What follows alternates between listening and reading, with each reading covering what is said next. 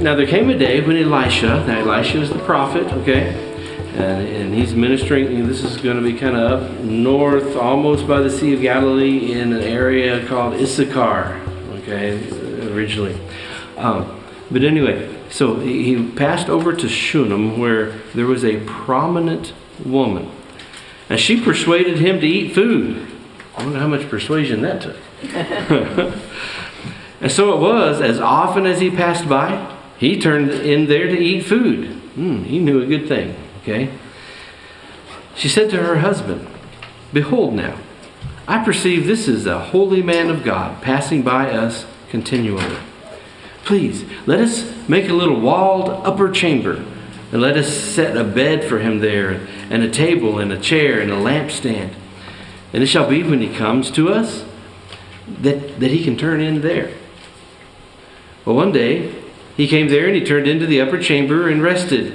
And then he said to Gehazi, his servant, "Call this Shunammite." And when he had called her, she stood before him, and he said to him, "Now say to her, Behold, you have been careful for us with all this care, and now what can I do for you? Would you be spoken to the king, or to the captain of the army?" And she answered, "I live among my own people." And so he said, "Well, then what is there to be done for her?" And Gehazi answered, "Truly, she has no son, and her husband is old."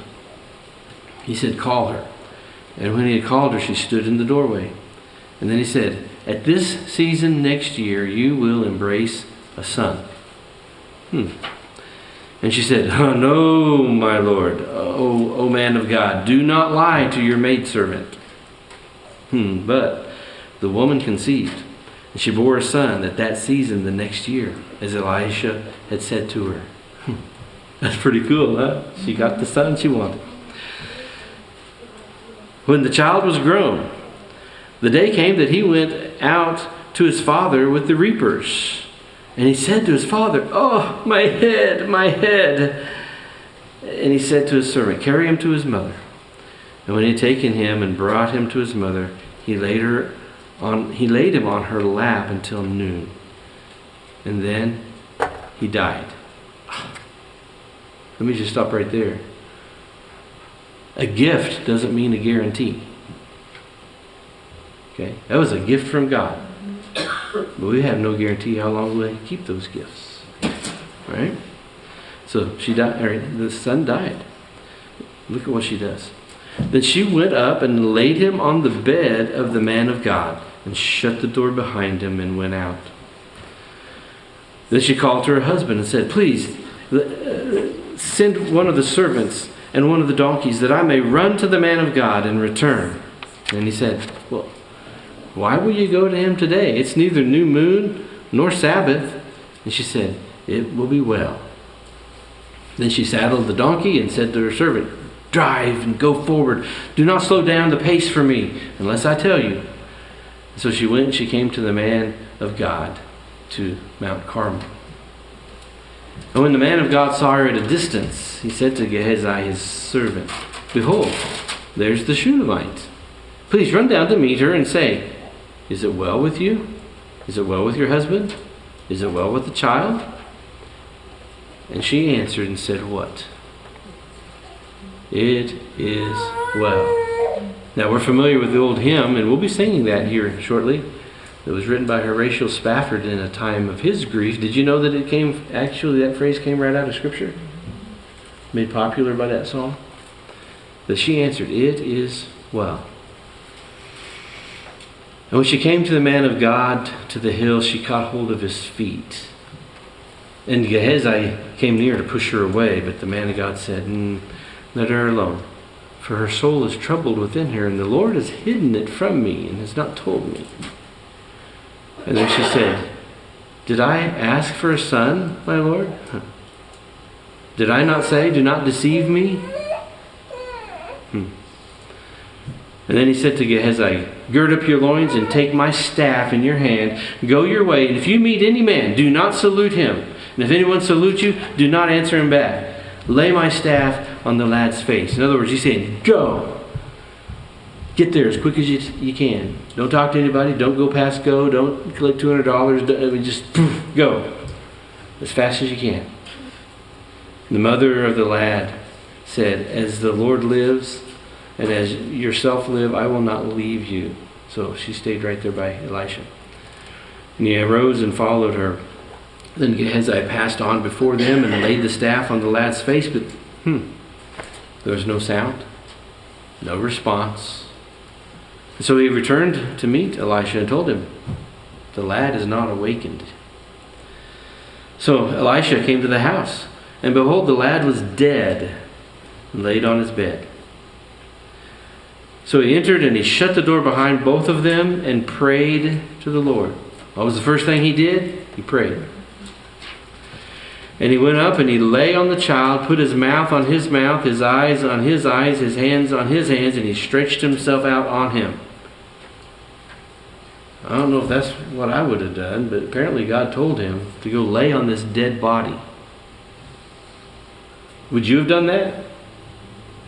Well, that wouldn't be my first thing if I'm going to a place where there's a dead person, but that's what Elisha did. And the flesh of the child became warm. And then he returned and he walked in the house once, back and forth, and he went up and he stretched himself on him again. And then the lad sneezed 7 times, and he opened his eyes. Elisha called Gehazi and said, call this Shunammite. So he called her, and when she came into him, he said, take up your son. And then she went in and she did what? She fell at his feet. Before she left with her son, she fell at his feet, bowed herself to the ground, and then she took up her son and went out. Pretty heart-wrenching story, is it not?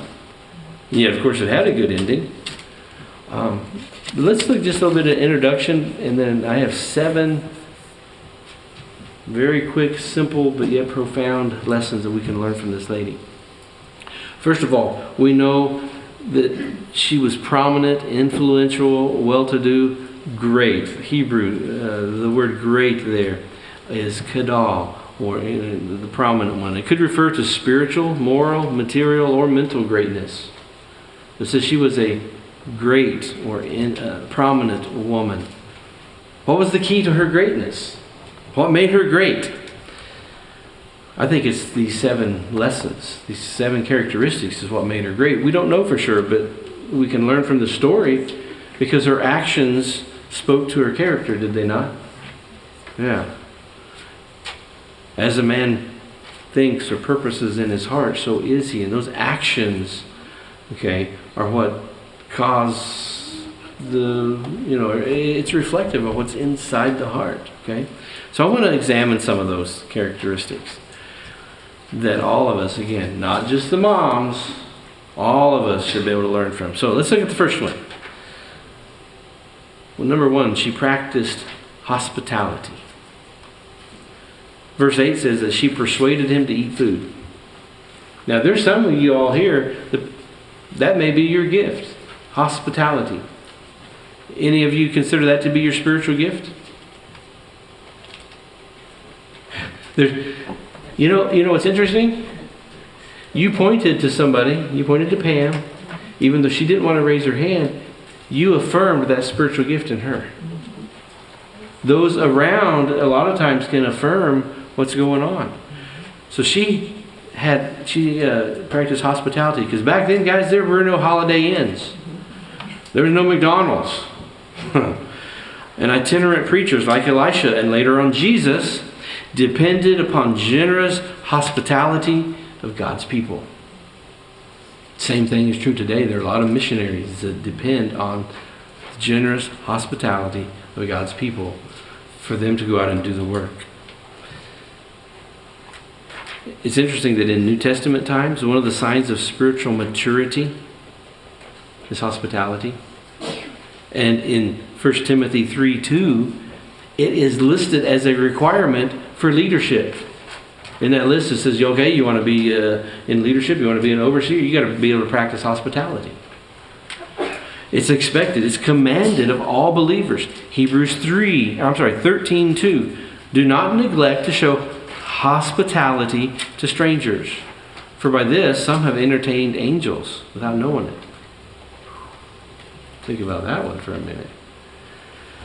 Romans 12:10-13 says, be devoted to one another in brotherly love, giving preference to one another in honor. And then verse 13, contributing to the needs of the saints and practicing hospitality. It's kind of like evangelism. Some people have the gift of evangelism, but all believers are called to evangelize. Whether you have that specific, unique spiritual gift. You may not have the gift of hospitality, but I don't see a thing in here that says practice hospitality if that's your gift. We're just supposed to do it. Okay? Now this Shunammite lady, she was generous, she was hospitable, she willingly opened her home when she saw a need. And because of that, Elisha became a regular guest. As he would be going about his business, he would travel through that part of the country. Okay?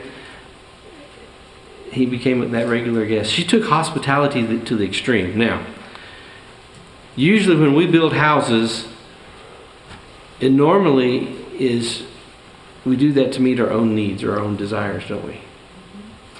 When you buy a house or you build a house, it's like, okay, I need this, and we look at it as, well, how can that fit my need?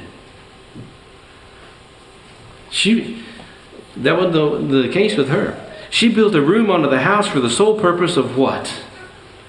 Ministry. I had the blessing Friday night of having, I don't know how many people were there, 20 or so, I'm guessing, that came to watch. Cassie was a part of that group. We had our spring recital. Thank you. Our spring recital of the students. We had 5 different students presenting their music and guitar playing and things. We hosted that in our house. It's a ministry. And that's what I want. I wanted, when we got a house, I wanted a place where we could do things like that. I needed an office and a music studio, those kinds of things. It's God's house, and I want to use that for kingdom purposes. But she took it to the extreme. And Gary, she talked her husband into building an extra room onto the house for the purpose of solely being a prophet's chamber. That was dedicated. There was a bed up there and a nightstand, all this kind of stuff on this extra upper room that she had her husband build. And it was Elisha's room. Otherwise, it was empty. But he knew when he came by, hey, I'm here. And he'd go up and he had a quiet place to stay and to rest. That's pretty radical, to build onto the house for that purpose. But that's what she did.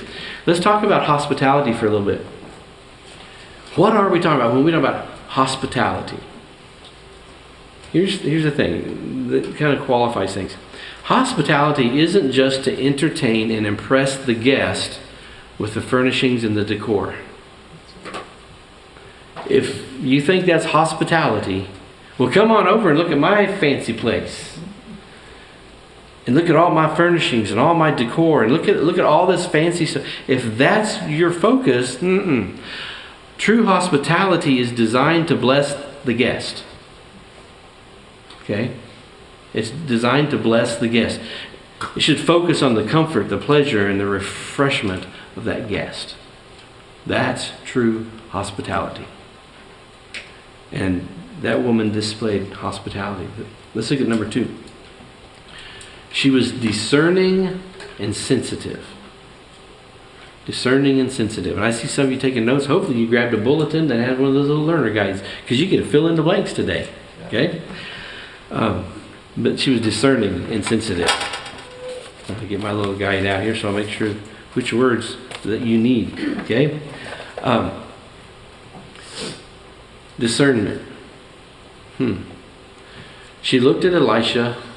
In verse 9 of our text, it says that she perceived Elisha to be a man of God.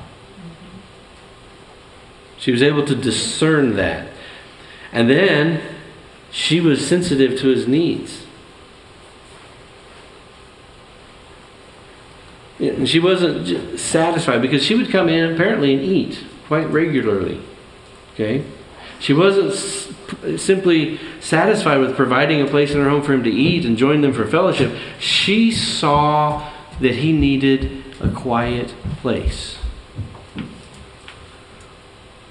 I can speak from experience that ministry can be very draining and it can be exhausting, and sometimes you just gotta rest.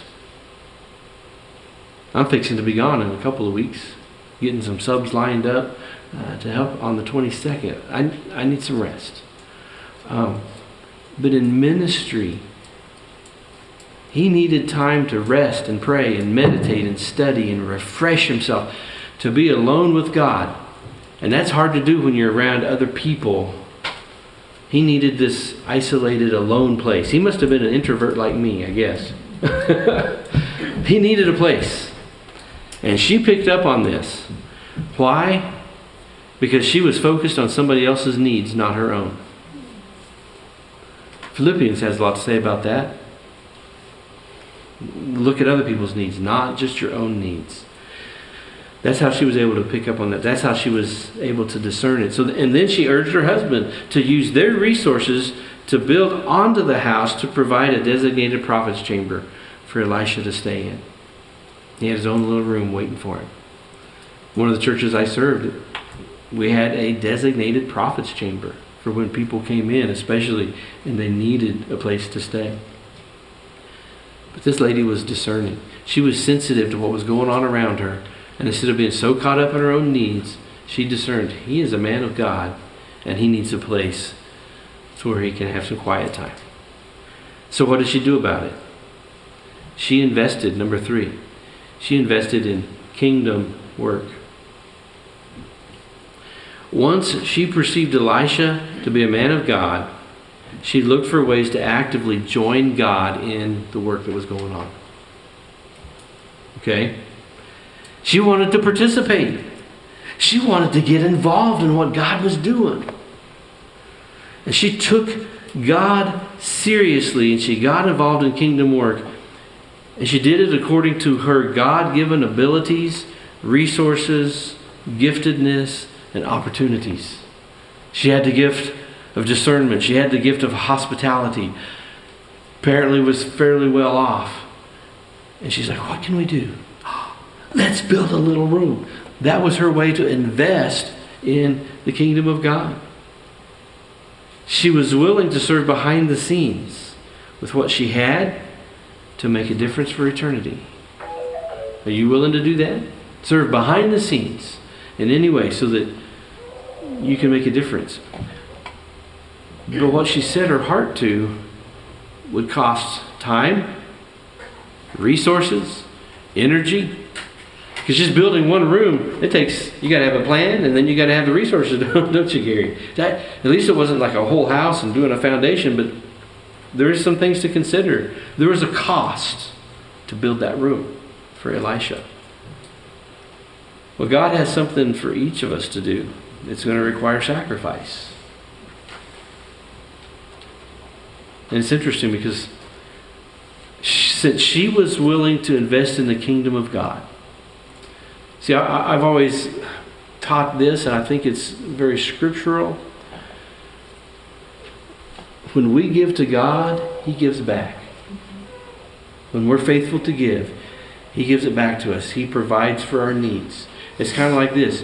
You start shoveling resources to God, and He shovels things back to you. And then you shovel some more to God, and He shovels back. But you know what? God's got a bigger shovel. If you follow this story, later on in this same book, a few chapters later, there's a famine in her country. And she had to leave her house, all of her possessions, and go to a different country. And when she came back, several years later, her home had been sold, all of her possession, because she had quote unquote abandoned her stuff. Now she is homeless, destitute. You know what happened? God provided for her needs miraculously. Check that out. He provided. The king says, okay, restore everything. If she had anything to do with Elisha, okay, man of God, so you got to restore everything to her. All of her land, all of her property, all of her possessions were restored to her. Why? I think it was because she invested in kingdom work, and that came back to her in her time of need. Guys, you cannot outgive God. It's not possible.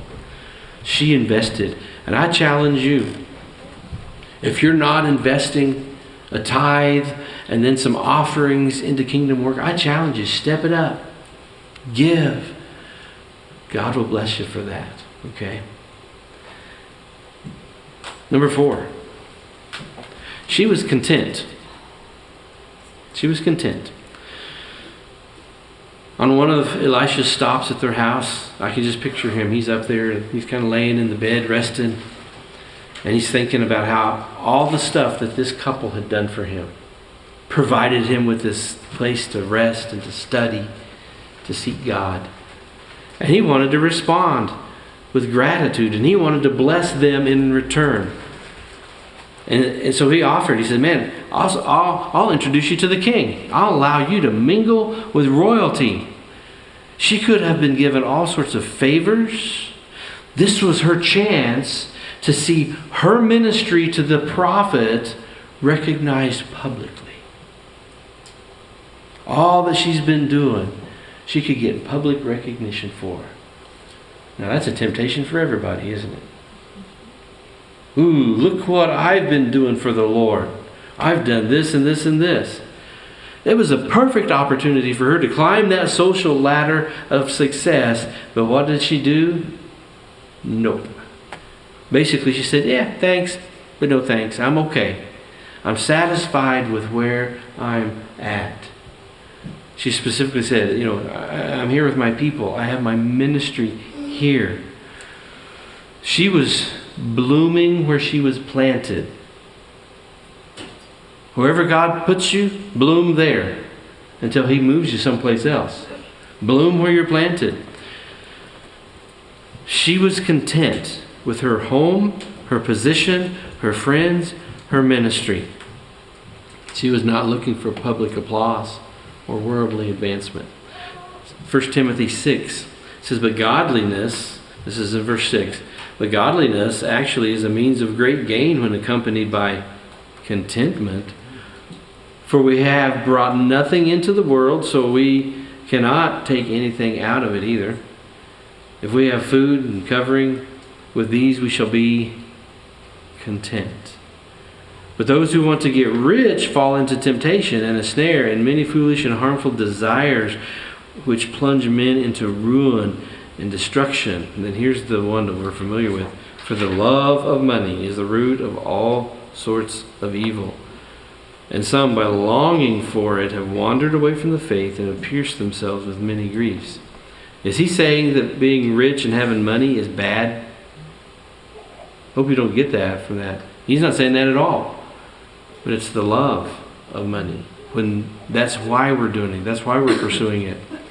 If He's blessed you with resources, invest them in the kingdom. Okay? Have the right attitude. Remember where they came from and invest. And then in Philippians 4:11, not that I speak from want, this is Paul talking. He says, for I've learned to be content. Whatever circumstances I'm in, I know how to get along with humble means. I also know how to live in prosperity. But he says, I'm content no matter what. Even though this lady was content, was not asking for anything, Elisha still wanted to bless her. You ever been there? Somebody's like just blessed you, and then all of a sudden you're thinking, man, I want to do something for him. Yeah. Really, it's a picture of our Heavenly Father. He wants to bless His children, especially those who are content in Him. He wants to bless. But let me speak to this for a moment. Even though she was content, there was still this hidden ache in her heart. Okay? And that was brought to Elisha's attention, not by the woman, but by his servant Gehazi. It was brought to his attention that she had this hidden ache and a desire in her heart for a son. Now, we don't know if she had any other children, but for a son. She did not have a son. Do you understand what that means in that culture? She had no son. Her husband was old. What happens when her husband dies and there's no son to pass the inheritance to? Everything goes to some other family member. There's a certain hierarchy. What did you say, she was going to starve? Yeah. She would lose all her well-being, all of her possessions, everything. I'm sure that had to be weighing on her a little bit. But also just that longing for a child. Guys, I know what that feels like. It took us several children going on to heaven before Daniel finally came along. And what a miracle child and a blessing he turned out to be. So I understand that longing. I understand that longing of going through Father's Day. All right, all the dads stand up. Well, let's see. Yeah, we have several in heaven, but I just don't feel like a dad right now. And just that longing. Same thing with Mother's Day, with Dana. Those were difficult days. So I understand what she's talking about. She wanted a son. And yet, guys, get this. She had learned that it is possible to live a life of contentment even though there are hidden aches and unfulfilled longings. Do you get what I'm saying? She had this longing, she had some desires, but she was still content with what God had given her. With her it was well. There's a lesson to be learned there. She was content. She'd settled that matter with the Lord. She accepted his answer. And she's like, okay, I'll be content. That's why she didn't ask Elisha when he even asked her. And it had to be the servant that brought that to his attention. Number 5, she had strong faith. She had strong faith. Now, when Elisha told her she was going to have a son, she's like, basically it's like, don't tease me. Don't mess with me on this. But then God came through. God gave her a son. Woohoo! Things were going great until he was old enough to go to the field. And something happened. The Bible doesn't say it. Just, my head. And then he died on her lap. She knew that God was God, who could change the impossible, or change the unchangeable and make the impossible happen, whether it was barrenness or death. She had faith. With God, all things are possible. How do we know that? Notice what she does when her son dies. Does she prepare for a burial or a funeral? What does she do? Took him up there, laid him in the bed. She was preparing for a miracle, not a funeral. That speaks to her faith, I would say. Wouldn't you? She lays the boy up there on his designated private room, on Elisha's own bed, according to verse 21. And then she secures permission from her husband to seek out the man of God. She wasn't going to get him. Can you come to a funeral? That wasn't her intent at all. She was going to get him because she knew who could help. I think with us, you don't have to come seek me out. You seek God. Okay? That not say that some of us aren't here, that we can provide some counsel and some guidance, but you don't have to go through the holy man. You understand that? Okay? You go directly to God. But anyway, she had strong faith. The next several verses, we see this greeting in response multiple times. Is it well? Yes, it is well. It is well was not just a greeting. It was a declaration of contentment. Okay? A declaration of contentment. Even though my son is dead, it is well. I think she had an inkling of what was coming. Even though she may have not seen how in the world it was possible. But then again, maybe so, because she had seen Elisha's ministry. because see the powerful things that he could do. It was a declaration of contentment. It was a statement of faith in God and what he was able and about to do. Now notice, along with her strong faith, look at Elisha's sensitivity. Displaying God's love, he received the brokenhearted even when others are ready to push him away. You remember when the children tried to come to Jesus? And the disciples are like, no, don't bother him. Tell these kids to get away. I don't have time. Jesus doesn't have time for them. And what did Jesus say? He said, let them come. Was Jesus tired? Probably after a busy day of ministry. He probably wanted to go and hide someplace. But he said, no, let them come. Let those kiddos come to me, is what Jesus said. And Elisha, even though his servant tried to push this woman away, said, no, let her come. Once Elisha understood the situation, because at that point, for whatever reason, God hid that from him. He had no idea why she was so distraught. And he asked about her husband, and the child, and she said it as well for all three of them. And so he didn't have a clue. She didn't say, my son died, come help me. No. She was there worshiping, because that was her way of worshiping the Lord. And God revealed things. And once he understood, he immediately set out for her house, and he sent his servant ahead with specific instructions to prepare the way. All these things were a sign of her strong faith. Number 6 is this. She was persistent. She was persistent. Through this whole story, she didn't give up. Now, living here in Alaska, I've determined and I've observed something. There's this fact of nature that's very obvious regarding mama moose and mama bears. Don't come between them and their babies. I remember when I was up here, the week that I came up, doing all the whole interview process, the whole thing. We took one day and we headed down, I think, to Portage Glacier is where it was, in the church van. And we were coming back, and here's a bunch of people. I mean, it was probably, 10 cars or so parked on the side of the road. And it's like, oh no, was there an accident? And the pastor's like, nope, moose. And we pulled over, and it's like, really? There's a moose? This was the last day. We were here for a week, and we had not seen that mythical Alaska creature called a moose.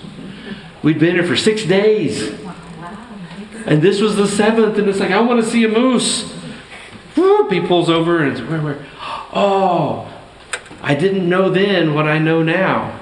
I was that tourist, I'll use the word foolish. How's that sound? I'll make it nice. The G-rated word. The foolish tourist. Get out, got my camera, I'm zooming in. Nope, not close enough. So we're walking towards this moose. And the pastor was a hunter. He should have known better. And the mama moose was laying down, and we could see her and a baby.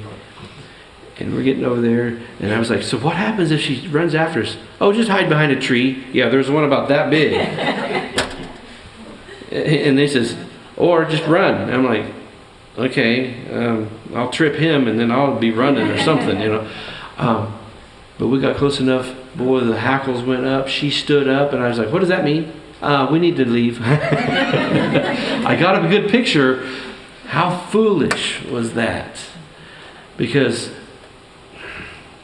they protect their young, okay? Humans are no different. There's a little child right there that you're going to protect fiercely, aren't you? And I appreciate the fact that you share her with so many of us and hand her around and let us just love on that little baby. That just comes with parenting.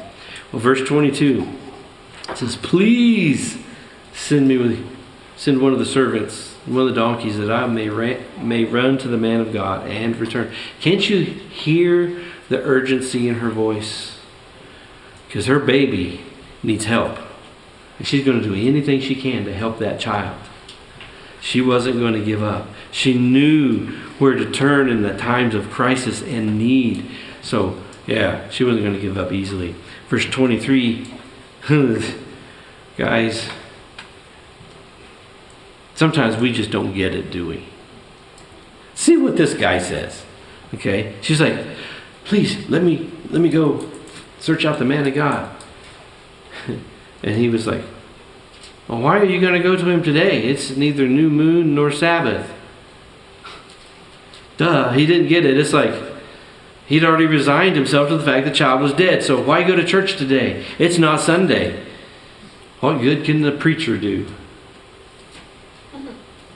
That's what he was saying. The child's dead. Why are you going to bring the preacher? Why are you even bothering him? And her response of faith, it will be well. And so she went. And then in verse 27, Gehazi tried to push her away, but she persistently fell at Elisha's feet. Verse 30, she refused to leave Elisha's presence. Why? She was persistent. She wasn't going to give up easily. Okay. Now it involved the welfare of her child. And then the last one, she worshiped consistently. She served God faithfully before God gave her a son. She responded with incredible faith after this son had died. She humbly worshiped after her son had been restored to life, in verse 37. Her commitment was the same, no matter the circumstance. You see that? Through trials or triumphs, valleys or mountaintops, sorrow or jubilation, fire or festivity, whatever it was, she worshiped the Lord. Her relationship with God was consistent. I think that's very important. Let's wrap it up here. Let's conclude. Let's review a little bit. So this woman's greatness, she was considered great, and it's the only time in Scripture apparently that word was used to describe some woman. It's like, this is a great woman, and I don't think it had anything to do with her stature. It had to do with what was inside. Okay? Her greatness came because she practiced hospitality. She was sensitive and discerning. She invested in kingdom work. She was content. She had strong faith. She was persistent. And she worshiped consistently. Now, here's where the rubber meets the road. Are these qualities characteristic of your life? In other words, do you practice hospitality, even if that's not your spiritual gift? True hospitality. Are you looking out for the needs of others? Putting their needs ahead of your needs. Maybe sacrificing something so their needs can be met. Are you discerning and sensitive? If there's a need right under your nose, do you recognize it? Guys, I'm afraid sometimes we don't do that as well as the ladies. But maybe we are. I mean, you can't stereotype all of us. Be sensitive. I know that's not popular with guys. We got to be rough and tough. Be sensitive. God would want you to do that. Be discerning. Be able to figure out what's going on. Are you investing in kingdom work? Now, what I'm saying is your time, your resources, your energy. Are you doing things for the kingdom of God? Only you can answer that. If you're not and you need a place to serve, come talk to me. We've got lots of opportunities. Okay? There's a place for everybody to serve. Are you content? Now, contentment, it can be kind of it's still tricky. We need to be satisfied with what God has provided. And I try to be satisfied with that, and yet there's always, I could do a little bit more. Okay? I want to do this. I have this goal, this dream. I want to do this. So that doesn't mean that we're not content. We can still have dreams. We can have vision. We can have that push forward, but still be content. See what I'm saying? Be satisfied. Are you satisfied with where God has you and what He's doing? If not, talk to Him about it. Ask Him what it is you're supposed to be doing. And if there's a need in your life, ask Him. He just might say yes. He also might say no. And then you got to be content. Or He may say, yeah, but wait. Those are the hard ones. So content. Faith. Do you have strong faith in a God who can change the unchangeable? If so, how are you demonstrating that? How are you demonstrating your faith? Are you persistent? Especially in the pursuit of godliness. Another way of saying that is, what does it take to distract you into ungodliness? Ooh. All right, I'll stop meddling. I'll move on. But be persistent, okay, to pursue godliness. And then worship. Worship consistently, no matter the circumstance. Guys, that's hard sometimes when things aren't going so well. But worship Him consistently. One last question. What adjustments, after seeing this list, what adjustments do you need to make in your life today?